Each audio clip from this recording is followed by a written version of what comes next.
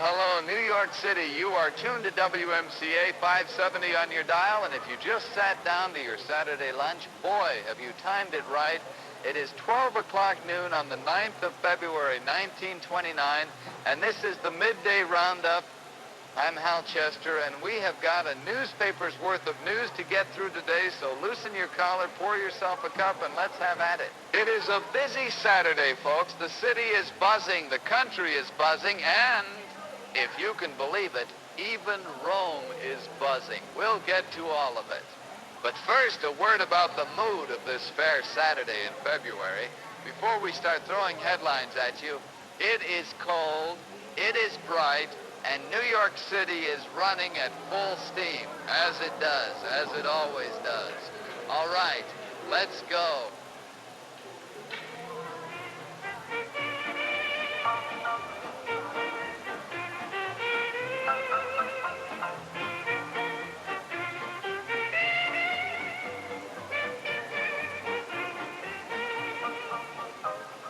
Begin, as any sensible news broadcast in this city must begin on any given day, with a question that never quite goes away, the liquor question. Now look, I know some of you are tired of hearing about prohibition. You've been living under it for 9 years and you figured out your own arrangements. But this morning's papers have enough on the subject to fill a bathtub, and not with hooch for once. First item, President-elect Herbert Hoover. He's still a few weeks from taking the oath of office, but already the press is asking him to weigh in on the wet-dry controversy that has been splitting this country right down the middle since the 18th Amendment went into effect. And what does Herbert Hoover say? He says nothing yet. The man is keeping himself entirely clear of the wet-dry tangle, and his people are letting it be known that he intends to find a national solution to the liquor question within his term. What that solution looks like, whether it's stricter enforcement, modification, or something nobody has thought of yet, nobody in Washington is saying. Hoover is playing this very close to the vest, ladies and gentlemen, which is either statesmanship or cowardice, depending on which side of the fence you're sitting on. Meanwhile, while the president-elect is staying neutral, the enforcement side of this equation is very much not neutral. The Treasury Department is putting 110 new prohibition agents through training right here in New York, and by all accounts, these boys are being prepared for something considerably more vigorous than what we've seen before.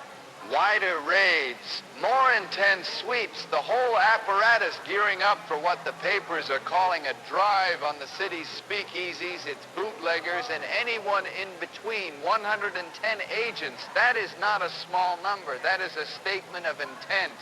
And speaking of intent, over in Mount Vernon, just north of the city line, federal and local agents raided an operation this week and seized liquor with an estimated street value of $20,000. $20,000, that is a serious amount of illegal merchandise, and Mount Vernon is not exactly the Tenderloin. The boys are finding product everywhere. Here's what I want to say about all of this, and I'll say it straight. New York City has approximately 30,000 establishments that are, let us say, functioning in a gray area with respect to the Volstead Act. 30,000.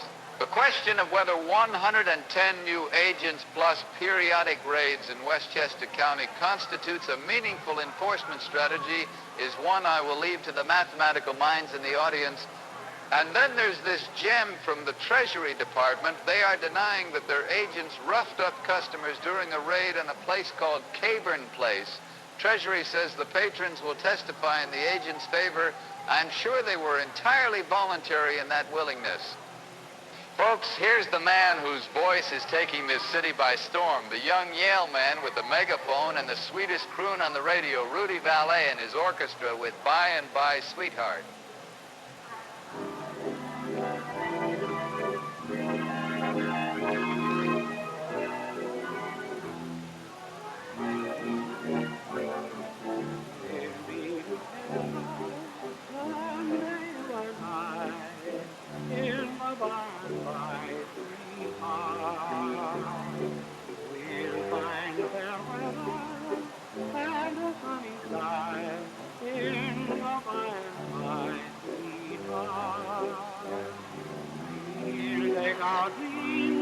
the rainbow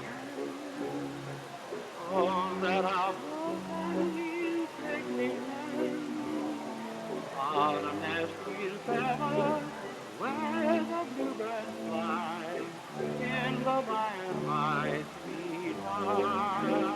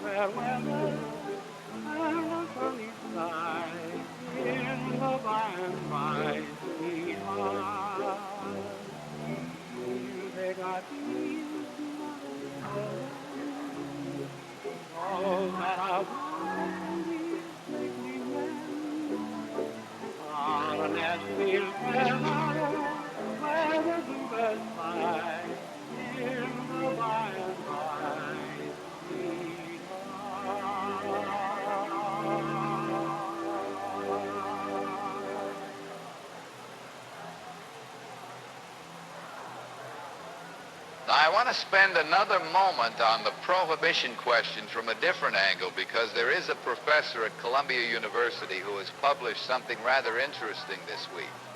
Dr. Paul Nystrom of Columbia, a man who knows his economics, has put out a study arguing that prohibition has actually been a boon for the retail trade. His figure, $5 billion a year. That's the amount that used to go to saloons and liquor dealers that now goes into other merchandise, groceries, clothing, moving pictures, automobiles. The theory being that money Americans once spent on beer and whiskey is now being spent on things that come across a cash register in legal taxable establishments. Now, the professor is not without his critics. The gentleman who runs the Speak 2 blocks from this studio would take issue with the characterization of $5 billion as having left the liquor trade entirely. But as a piece of economic reasoning, it is not without interest. The prohibition debate has always had this quality. There are smart people on every side of it, and the facts have a way of supporting whoever is reading them. And while the economist debate, the bishops are celebrating. Bishop James Cannon has been honored this week as the leading dry activist in the country by a gathering of clergy and prohibition supporters. The bishop received his award at a luncheon, and one trusts that the beverages were entirely in conformity with the law. And here's the great Paul Whiteman, the king of jazz himself, with a question that's been on everybody's mind lately. Are we all dreamers? Paul Whiteman and his orchestra with I'm a Dreamer, Aren't We All?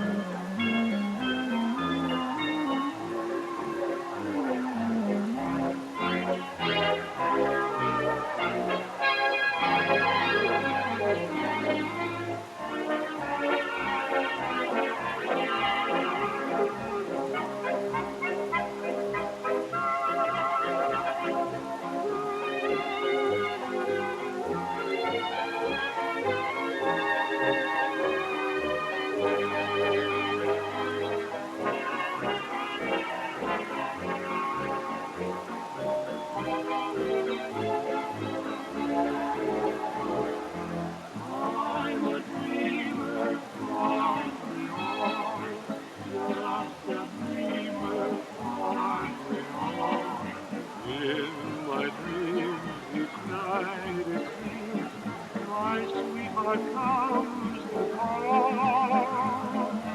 She's so charming more than all.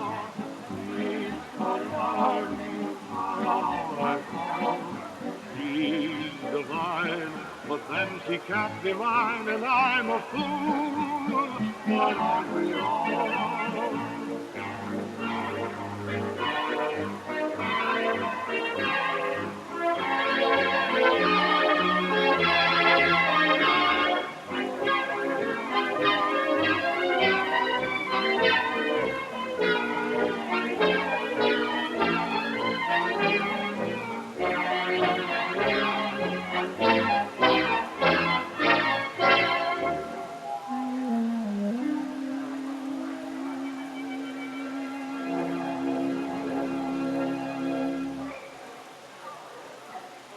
Crime desk now, and we have three items that between them tell you something about this city in 1929. First, in Brooklyn this week, a 23-year-old man was sentenced to 15 years in state prison for armed robbery. The man's name is not worth repeating, but his biography is worth a moment. He was an honor graduate of his high school, one of the top students in his class. He told the judge when asked why he turned to crime, it seemed too easy. 15 years for a young man who was by every early indication going somewhere. It is a story you read and want to argue with the judge, argue with the young man, argue with whatever arrangement of circumstances turned a high school honor graduate into an armed robber at 23. The city has more than its share of these stories. Second, police have arrested a seventh suspect in the Halpern murder case. A man known as the Shadow was found dead under circumstances suggesting he knew too much about a jewelry heist. The theory now is that the Shadow was eliminated by his own Confederates, that he was, in the parlance, put in the river because someone was afraid of what he might say. The seventh arrest suggests the investigation is widening. There may be more to come. And third, a grocer on the upper part of Manhattan was shot and killed at the door of his own store. Police are questioning a man described as his card-playing friend. In this city, your card-playing friends can sometimes be the most dangerous people in your life. The Baumas Commission, you may have seen the name in the papers, is proposing 9 new measures for the war on crime in New York. Assemblyman Baumas, who gave his name to the Baumas law already on the books, and Assemblyman Esmond have put forward a package of reforms. Some of them are straightforward. Some of them the civil libertarians are going to have something to say about. We'll keep you posted as that debate develops. Here's something with a snap to it. B.A. Rolfe and his orchestra hot off the bandstand with Dance Little Lady.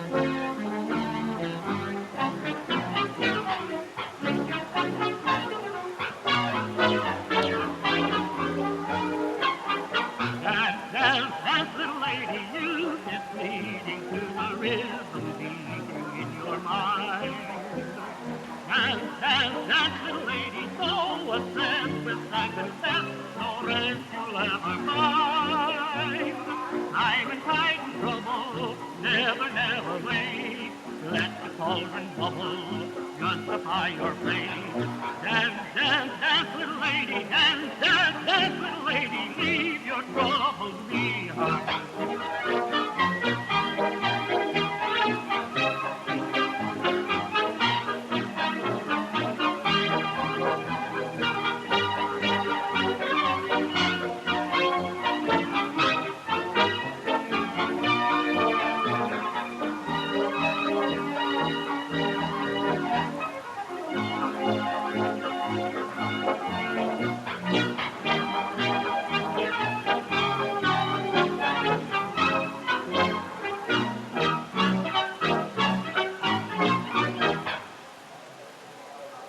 Now to the news from overseas, and we lead with what may be the most historically significant story of the week, one that has been building for 59 years and is now finally at its conclusion. Italy and the Vatican are about to make peace, formal, official, permanent peace, the signing of what is being called the Lateran Treaty after the Lateran Palace in Rome, where it was negotiated, was expected yesterday but has been postponed by 1 day. The papers say it will be signed on Monday, the 11th of February. Now, let me explain what this means, because it is genuinely extraordinary. In 1870, 59 years ago, the newly unified Italian state marched into Rome and took the city as its capital, ending the Pope's temporal rule over the papal states. The Pope at the time, Pius IX, was furious. He declared himself a prisoner in the Vatican, refused to recognize the Italian government, and told all Catholics they should not participate in Italian political life. That standoff between the Pope and the Italian state has been going on ever since. Every Pope since Pius IX has stayed inside the Vatican walls, declining to acknowledge the legitimacy of the country surrounding him. Prime Minister Mussolini, and I will give the man credit where credit is due, whatever one thinks of his politics, has negotiated a settlement. Under the terms of the treaty, Italy will recognize Vatican City as an independent sovereign state. The Pope will have full sovereign jurisdiction over his 110 acres in the middle of Rome. In return, the Holy See will recognize the Kingdom of Italy and the House of Savoy. The Pope, under the treaty, also receives a villa as part of the settlement. The cardinals, for their part, receive full diplomatic immunity. The Pope becomes a head of state in the fullest sense of the word. Think about what it means for the Bishop of Rome to have been, in practice, stateless for 59 years, and now not stateless. Now the head of the smallest nation on earth, and arguably one of the most influential. The Roman question, as they have called it since 1870, is answered. We'll have more on this as the signing takes place next week. From France, Prime Minister Poincaré has won a vote in the Chamber of Deputies on the Alsace question. A 2-week debate on the status of Alsace-Lorraine, the provinces Germany ceded to France after the Great War, has concluded with a vote of confidence in the government's position. The deputies affirmed the patriotism of the Alsatian and Lorrainian population and their attachment to France. For anyone who remembers what those provinces meant in 1918, this is a vote with weight behind it. And from Britain, the Labour Party has won another by-election, putting a Mrs. Dotton into the House of Commons. She is the 9th woman to serve in the British Parliament. The Labour tide in Britain continues to run. Those who watch such things are saying the next general election could be very interesting indeed. And now baby Rose Marie, she is 7 years old and she sings like she's 45, and we love every second of it. Don't be like that.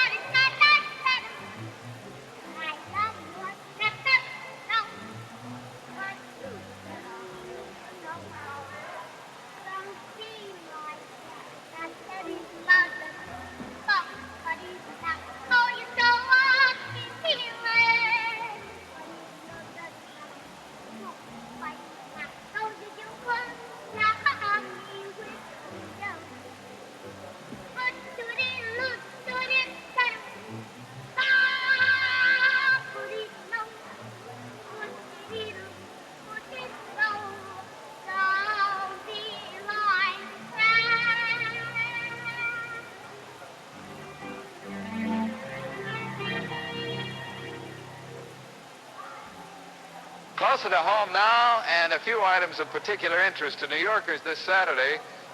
An honor graduate turned criminal, a grocer shot at his own door, 110 new dry agents, and in the middle of all of it, New York is also proposing new war on crime measures and running new raids in Mount Vernon. It is, in short, a typical Saturday in the 5 boroughs. But here is a story I want to close this block with. The city has a problem with crime, and it is not merely a problem of individual criminals. It is a structural problem that arises in no small part from the existence of a black market created by prohibition. When you make a commodity illegal, you do not eliminate the demand for it. You hand the distribution of it to people who are not in the habit of following laws. The 30,000 so-called speakeasies in this city are not being run by church deacons, and the money moving through that system, millions of dollars, flows through networks that also fund robbery, extortion, and worse. This is not an argument for or against the 18th Amendment. It is simply an observation that the shadow economy of illegal alcohol and the shadow economy of crime are the same shadow. The 110 agents being trained downtown are going to have a busy year. The original Havana band, hot rhythm straight from the Caribbean, a sound that'll have you tapping your foot whether you like it or not. Dusky stevedore.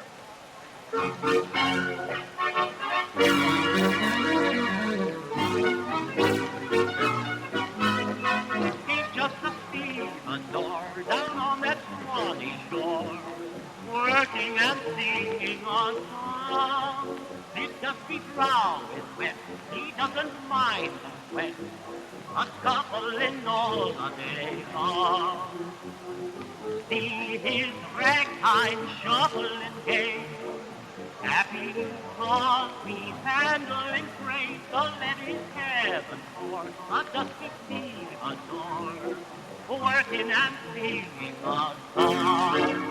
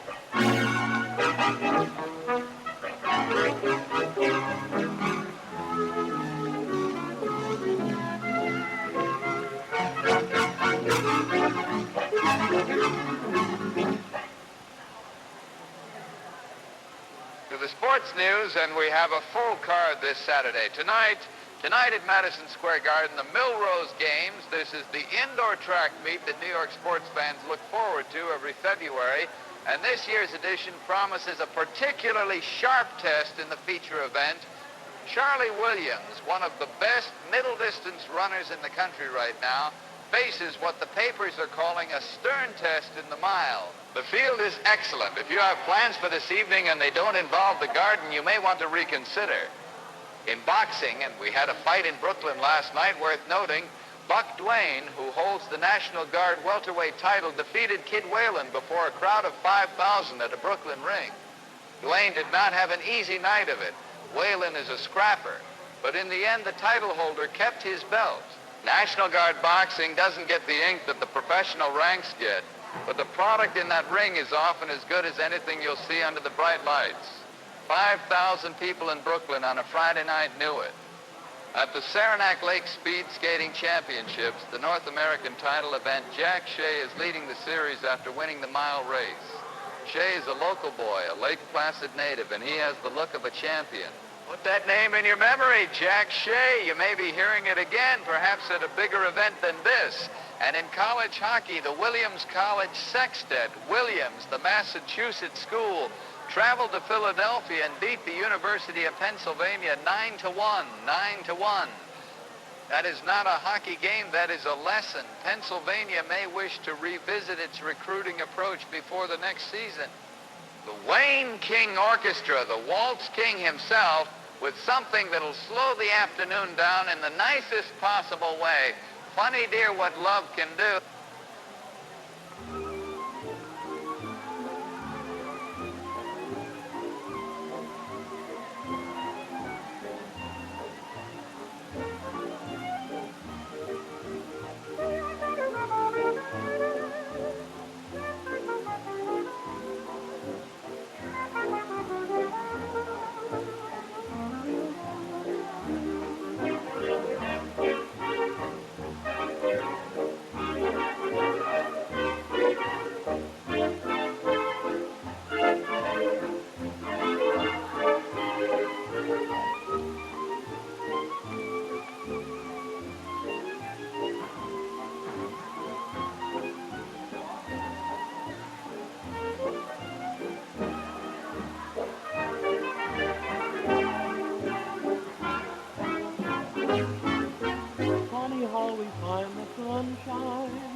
Funny how the skies turn blue. Funny it all comes at one time. Funny dear what love can do. Everybody chases rainbows, looking for the bluebird blue. Most of us in time find rainbows. Funny dear what love can do. Yesterday was a day cold as in November, but today turn to May with your sweet surrender. Funny how my dreams of heaven prove to me that dreams come true when you're in my arms, heaven. Funny dear what love can do.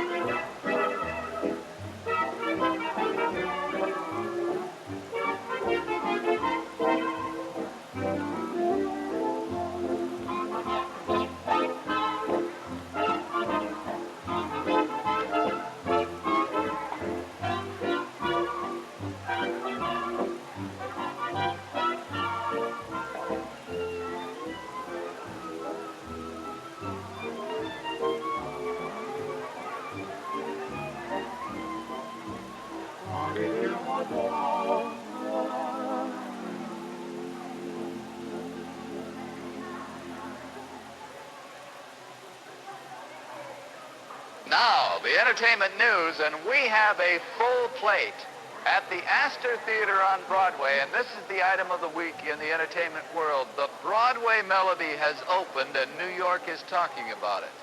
This is the new Metro Goldwyn Mayer picture, the one they are advertising as the first all-talking, all-singing, all-dancing picture. And I am going to tell you, the talking pictures have been with us for a couple of years now, but this is something different.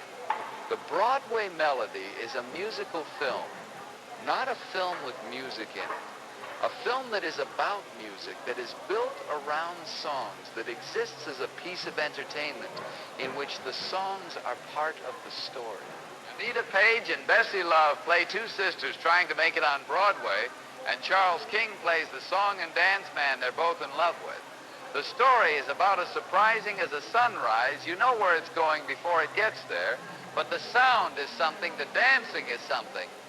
The songs, including a number called You Were Meant for Me, are the kind that get in your head and stay there. The critics are calling it a landmark. Variety says it has everything a silent picture should have outside of its dialogue, which is a roundabout way of saying it succeeds on every level. I would say more plainly, go see it. Not because the story will knock you sideways, it won't, but because you are watching something new happen to the movies. You are watching the invention of a form. The musical film is here, and after the Broadway Melody, the studios are going to make 100 more of them. And the cultural news of the week in this city, Fannie Brice got married yesterday. That's right, the star of the Ziegfeld Follies, the woman who makes half of New York laugh and the other half cry, depending on which number she's doing. Fannie Brice married songwriter and aspiring impresario Billy Rose at City Hall, with Mayor Jimmy Walker officiating. Rose is 8 years younger than Miss Brice, several inches shorter, and reportedly said to the mayor before the ceremony, and I am told this on good authority, I'll give you $1 now and the other $1 if it's a success. Only in New York, ladies and gentlemen, only in New York. On the charitable front, the St. Valentine's Day benefit for the Samaritan Home was a success. The Kettle Drum Affair drew good attendance and raised money for a worthwhile cause. The season of charitable events continues, and New York society remains in full philanthropy mode. Something sweet now. B.A. Rolfe back with another one, and this one's a keeper.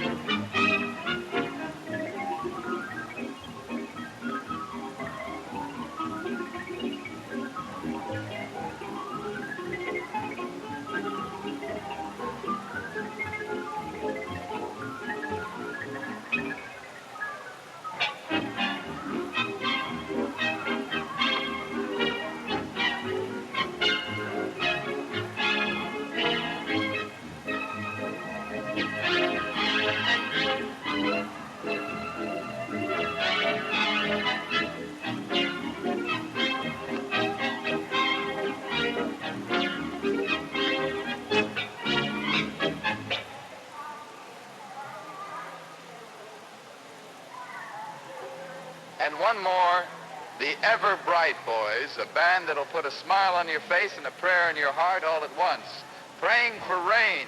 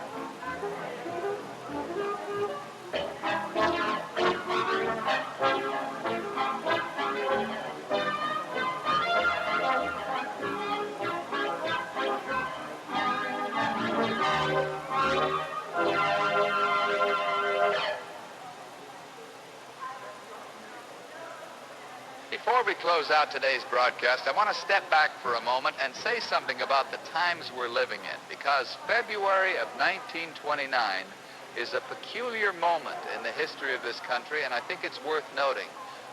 We are by almost any measure at the height of something. The stock market has been climbing for years. Wages are up. Employment is, broadly speaking, good. The department stores are full. The automobile is everywhere. The radio, and you are listening to one right now, has transformed how this country receives its news and its entertainment. The movies have just learned to talk. And in the past 2 years, Charles Lindbergh flew across the Atlantic and Babe Ruth hit 60 home runs. There is a feeling in this city and in this country that prosperity is the natural order of things, that the roaring is going to keep on roaring. I am not an economist and I am not a prophet, so I will not tell you whether that feeling is right or wrong, but I will tell you this. The newspaper I read this morning has on one page a story about $5 billion flowing into the retail economy because Americans aren't buying whiskey.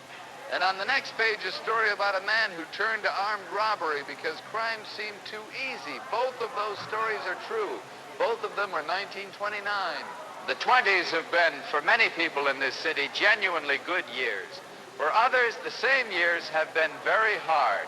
That is not a new observation, but it is worth making again on a Saturday in February while Rudy Vallee is singing on the radio and Fannie Brice is getting married at City Hall and 110 new Prohibition agents are learning how to run a raid. This is the city, this is the age, and it is something to behold. Well, the Alan Selby Band, and this one has a bit of an edge to it, the kind of tune that asks a hard question in a minor key. Ready for the river.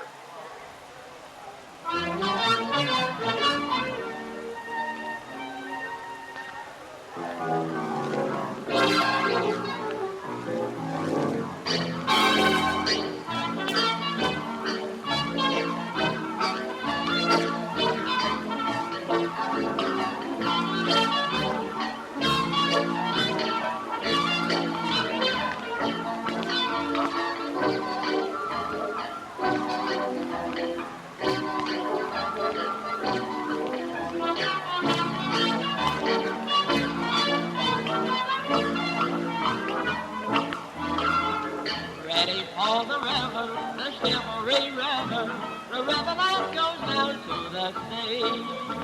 I wanna drown my trouble and leave just a bubble to which you take what used to be me. I made my will, I wrote some notes. I'm gonna keep a walking till my straw hat floats.